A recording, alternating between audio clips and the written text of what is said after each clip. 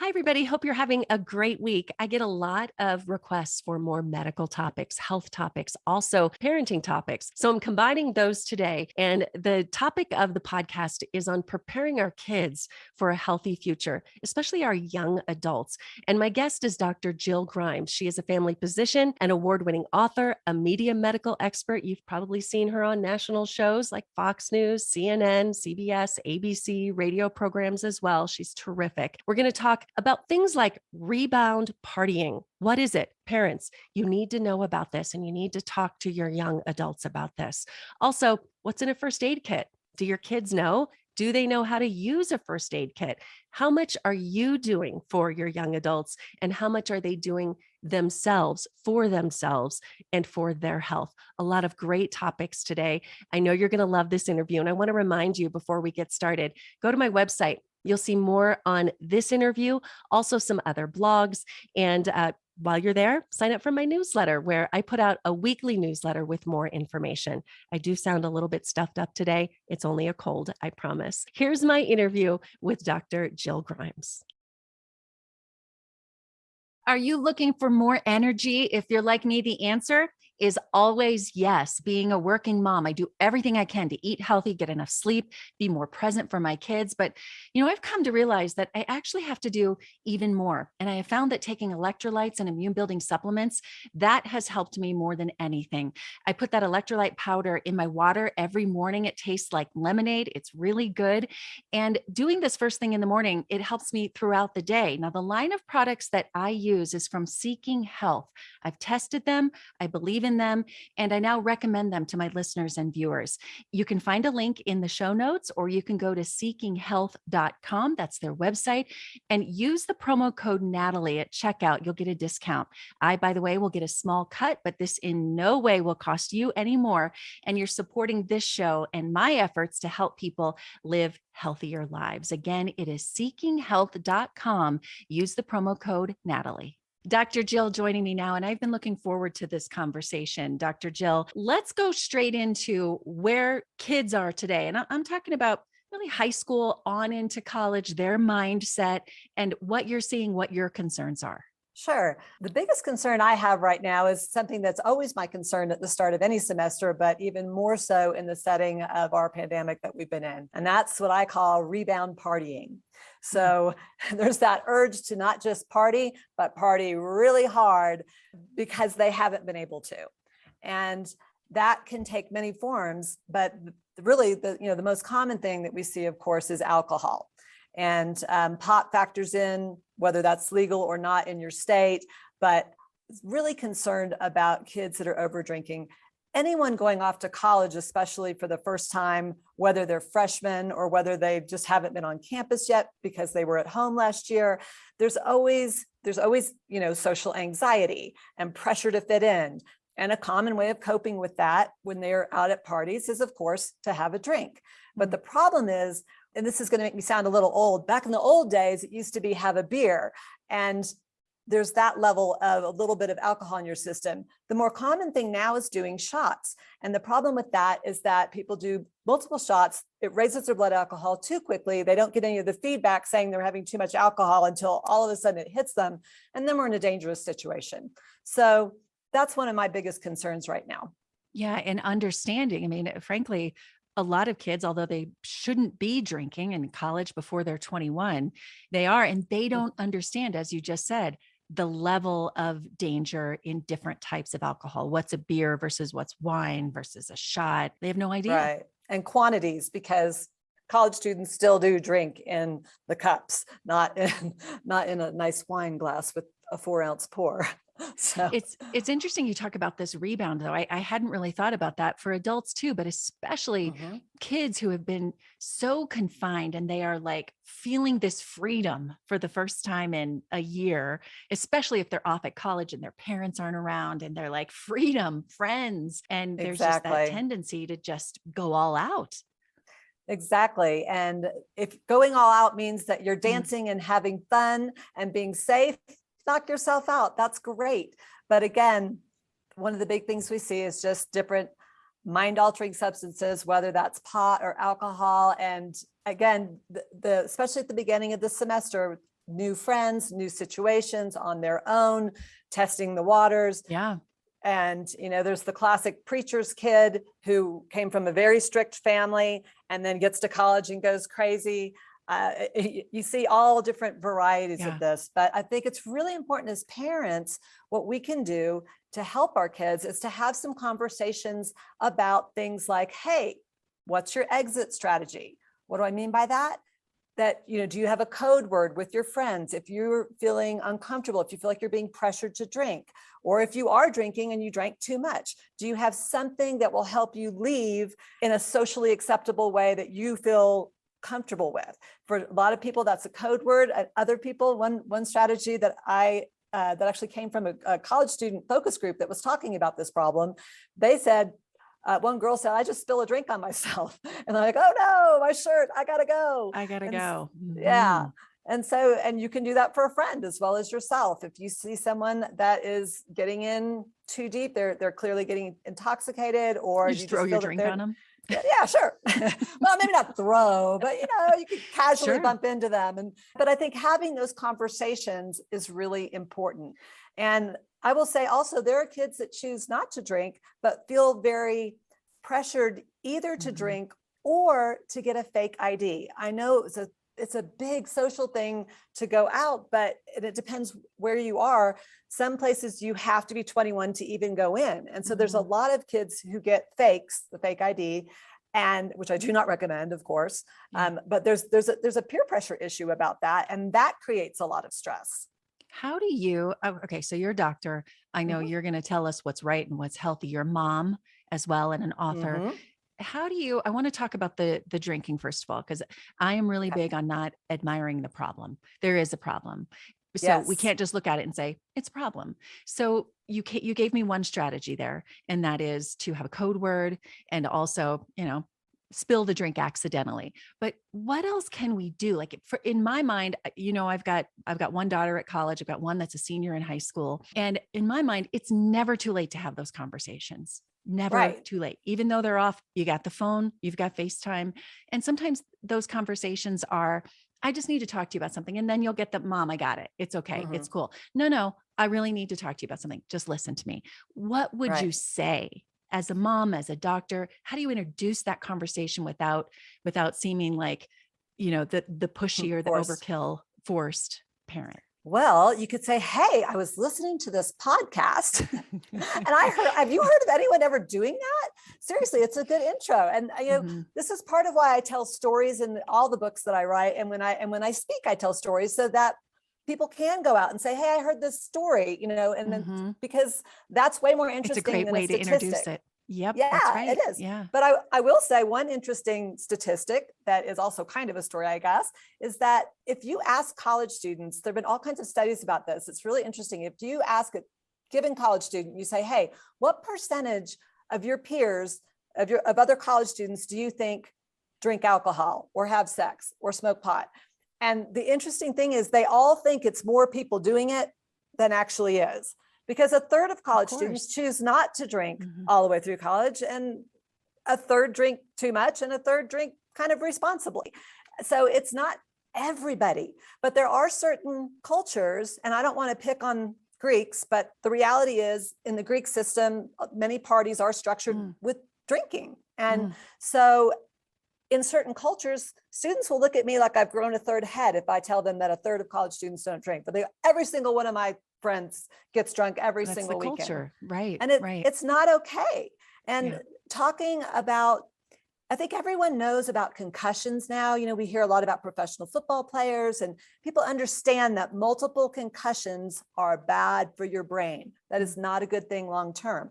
Well, now let's shift to college students and attitudes about drinking in the subset of college students that blackout drink. So they drink until they pass out, which blackout drinking actually means you don't remember it. It doesn't necessarily imply that you passed out. But at any rate, if they're in a culture of that and they tell me, oh no, I got blackout drunk every weekend. And you say, well, I want you to think about that as a concussion. Would you think that's okay if someone was out getting, their head bashed every weekend? And so many times, like the light bulb goes on and they're like, Well, that's interesting. I never thought about it like that. So that's how I would introduce it, is talking about either a story or a podcast or something that you heard, or just ask, just Yeah. listen, just say, hey, how do you feel? Are you feeling pressured to drink, or maybe it's smoking pot or whatever? What percentage of your friends do you think are over drinking? Yeah. You know? Well, and we're gone are the days of avoiding these topics as parents, just hoping that they're going to be okay. I mean, it really No. is like just listening and introducing the topic without preaching, because that's when they're just in my experience, that's when they're They're just going to gonna tune you out. You're done, exactly. not hearing you. So listening. Okay, great advice. I appreciate that. Let's talk Sure. about other things that you see as high schoolers going into college, but Mhm. young adults, I should say, are Sure. experiencing that we need to worry about. We're in a different level of health and immunity and needing to have strong immune systems. But what Mhm. advice would you have, since mostly we're talking to parents? There might be some young people out there listening, but mostly we're talking about parents, in advice that you would have for them in helping their young adults. Well, I think it's really important to send our young adults off out into the wild blue yonder, prepared to advocate for their own health and prepared to access the healthcare system. So, what does that mean? First of all, that means if you've got a high school senior, or you've got any young adult in high school, this is the time now to the next doctor's appointment they have. Maybe they wear glasses or contacts, and they need to get their annual appointment, or maybe they need to see their family physician. Have them schedule the appointment. And then when you go, sit, and scheduling now, honestly, the best thing to come out of the pandemic is some of the telehealth stuff, and how everyone now is so much more comfortable accessing scheduling things online. And so that's less of a challenge, I think. But think about the last time you filled out a health form when you had a new doctor. And I mean, just the insurance part, and like, who's the guarantor? What does that mean? Wait a minute, I need to know my dad or my mom's social security number. Right. So if they have the opportunity sitting next to you to fill out that form, it's really good to do that a couple times at least before they're off on their own and doing it for the first time when they're sick or injured. So that's one thing I would say. The next thing I would say is literally have them take a picture of their health insurance cards and favorite it on their phone. And frankly, you should do the same. So we all have that on our phones, whether it's for ourselves or whether it's when they call us because they still can't find it. And because that's when you're sick or injured, you're scared or uncomfortable. And so the fluster of not having that health insurance card, before you ever get in to see me, you have to talk to the receptionist out front and get logged in and do all that paperwork stuff. So starting off anxious because you don't know how to do that, it is not a good start. I'm a huge believer in preparing for anything is what makes you successful with it. Yes. So you know what it is, you know where to go, you know how to call, you know how to show up, and you're not nervous about that. What are some of the typical problems that you see with young people that they don't know how to deal with? I know you talk about recently about having a first aid kit. My kids will come and say, do you have a Band-Aid? And I'll be like, you know where the Band-Aids are, but what are some of the typical things that we might not think about kids needing to know for themselves? So they need to know about Tylenol and Advil. What's the difference? A good one. Yeah. Right. So when do you take which one? And they need to know how many to take. I can't tell you, and don't dry swallow it. No dry swallowing. If you just pop a pill in your mouth and dry swallow it without drinking, it can actually irritate your esophagus. It doesn't permanently get stuck there, even though it feels like it, but you can actually get like a scrape on your esophagus that makes you miserable. So please teach them not to do that. But they'll hear someone, they sprain their ankle. That's something we see all the time. Someone says, oh yeah, take 4 or 5 Advil. Like, 2 is good. and so that they know when to take it. And yes, it is written on the Advil, but when they've asked mom 1,000 times, hey, I got a headache, how many what do I do? Take? Right. Right. So they should know that. They should know about what do you do for a cold? When you have a stuffy nose, and I know that's a little difficult right now in the time of COVID, so perhaps that's not the best example. But it's actually a good example, because it's like some of the common things that we might worry about now as being something bigger. So let me ask you this: when do you need to see a doctor? When is it like, I'm fine? Like, I can't tell you how many times my kids will be like, no, I'm good. I don't need to see a doctor. When do you need to go to the urgent care or see a doctor? Right. So depends what we're talking about. And not to tout my own book, but this is literally why I wrote my book, is because for something like you have you trip stepping off the curb and you think you have a sprained ankle, do you need to get an x-ray? Do you need to go? Well, if you can't bear weight on it, you need to be seen. That's an automatic. If you can't take 3 steps, you need to be seen. And for if you are throwing up, the point you need to be seen is if you can't stop throwing up, or you can't get any liquid down and it's been more than an hour, and you're just miserable. So well, you don't need to be seen right at an hour, but that's when you need to call. And all of the college campuses have, 99% have a 24-hour nurse hotline. So you don't have to make that decision yourself. If you're not sure, if you've got a really bad sore throat and you're not sure what to do about it, call the nurse hotline and talk to somebody and let them talk you through it. And they will also tell you what steps you can do on your own. This year is going to be challenging with COVID because, like I just said, colds don't need to come in. However, in this day and age, you probably need to be tested. So if you've got sniffly cold symptoms, you need to be tested so that we're not spreading COVID. Yeah. It's just a different day and age of knowing when to see someone. But I have a general rule in my family. And I always tell my kids this. They're like, it's good. My daughter had she's a dancer and she had a sore knee, and the sore knee went on and on and on. And I said, we're going to go see someone. And she's like, no, it's really not that bad. And I said, my general rule is if you have to think about it a lot, see a doctor, because the thinking about it sometimes is more weight on your shoulders than just knowing for sure if it's a real problem or if it's strep throat or if it's just get it off of your shoulders. Like just take that one visit and then you don't have to think about it anymore. I think that's great. That's my general rule.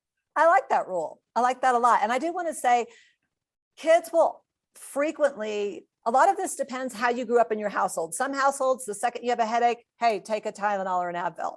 Other households, you got to be deathbed before you take anything. But I want to be sure as parents that we're telling our kids, if you are having anxiety, if you can't sleep at night. So what we see is kids coming in saying, I can't sleep, or they have stomach ache or headache. They don't come in necessarily saying they have anxiety, but they haven't been able to sleep and they've tried everything. And but it's because their brain won't shut up because they're having maybe test anxiety. And so that is a valid reason to go to the doctor. Please let your kids know that we see that, we treat that. And there's things we can do besides sleep medicine.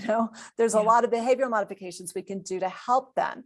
And what's not good is to wait until you've hit crisis level, whether that's with getting dehydrated and from drinking too much. Say you really do have a hangover and you're you've got alcohol toxicity and you're throwing up and do not wait. If you have a question, if you think you might need to be seen, call. Yeah. I think that's great advice for us to pass along to our young people. And frankly, I like to say, and it comes up almost every podcast, is we're modeling this to them. If they've watched us struggle through headaches or anxiety or whatever, then they're going to say, oh, I'm good. I can tough it out. So although we have to do what we say and what we preach to them. That's the hard part.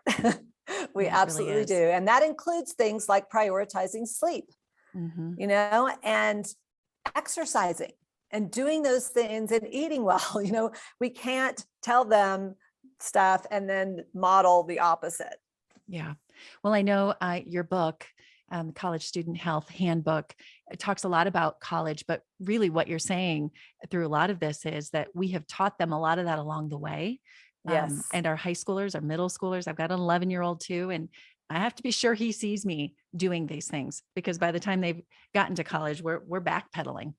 Exactly. But it's never too late. And it's never too late, for a lot of things. Think about all the risky behaviors in college, right? Okay. Sex, drugs, and rock and roll. So you can have had this behavior for your first semester or your first week. And you can say, you know what? I don't like that. I don't like me like that. I don't like how it makes me feel physically or emotionally. And you know what? I'm going to change that behavior. Every day you can change and make that the new you. Yeah. You can also choose who you hang around. And that's a big Yes. one in my family is, like you mentioned in certain cultures, like if that's who you're hanging around, that's probably who you are going to become. And Mhm. my kids are so tired of all my sayings, but hopefully somewhere along the way, they're remembering it. They're tired of Right. it. But if we continue to say it, and one of mine is that you become who you hang around. My mom always used to Right. say birds of a feather flock together. Yep. So So if that's so do my parents. I still And say it. you're judged by the company you keep, and you are. Yeah. And You you know, might think I can be different. Yeah. They can go off and drink and I'll be the one who doesn't, but that's really hard. You're it setting is really yourself tough. up to be an outcast. So Mhm. find the people you want to be like and hang around them. Excellent. Totally agree. 100%. Well, okay. I've gotten so much out of this. I've learned a lot. I'm going to call my daughter in college just as soon as we're done. And then I'm going to talk to my But senior in high hey, school.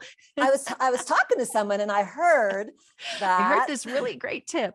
Yeah. So I have a couple of questions that I like to ask of successful people and of my podcast guests. So I appreciate you answering these questions for me and letting me learn from you. And the first one is, what is your favorite tool for productivity? You're a doctor, you're a mom. It doesn't have to be technology. What would that Mhm. favorite tool be? I'm not sure if this is what you mean, but my favorite tool is doing phone meetings while walking, because I have found myself having more and more and more phone meetings, and if I am seated, I am sitting. And so Yeah. just to allow myself to get fresh air and to be walking and talking, that's my tool for productivity. 100%. Oh, I love that one so much. I do my daily about an hour walk. And if I'm not talking to someone on the phone, utilizing that time wisely, I'm listening to podcasts. So I Right. feel like I'm able to multitask and do all of that. And that multitasking I feel like is healthy. Some multitasking's not. That one's really Exactly. healthy. Yeah. I totally agree. That's a good one. I love it. Okay. And then my second one is, when did you know your purpose? Maybe it's changing. Mine has kind of changed with the second career in podcasting, but when did you know your purpose and what is it? Well, I knew that I wanted to be a doctor from a young age, and it's really for a silly reason. I had straight A's and a C in handwriting, true story. And when I was in fifth grade, my teacher pulled me aside. She's like, "Oh, that's okay, Jill, you can be a doctor." And my handwriting has not improved. I work at it. I do work at it, but it doesn't matter because now everything is electronic. So that's all good. But I like science, I like math, and I like people, and I always wanted to help people. And at the time, I didn't have any, my dad was a professor of business.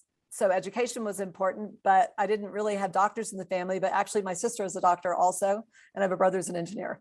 And so, anyway, so it's kind of, But you've also kind of pivoted a bit from a yes, private practice, and tell yes. me about that. So I found in my private practice, I was in private practice for 20 years, and I got really frustrated with, I'm all about prevention. So I love helping people change behaviors and prevent things. And whether that's diabetes or hypertension or sexually transmittable infections.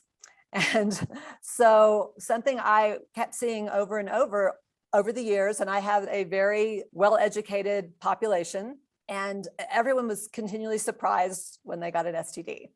And the doctors and we would be talking in our office like, oh gosh, this is heartbreaking, this person's so upset, and how did they not know this? At the same time, Grey's Anatomy was super popular, and people would remember the whole story of Grey's Anatomy and literally ask me questions about Dr. McDreamy doing something in the ER, whatever. And so I thought, well, what if we just like shared those stories, and I'll make like these little office pamphlets. So I wrote a story, made a little pamphlet, and it worked. And so then I wrote another little pamphlet, and I wrote a series of pamphlets that ended up becoming a book.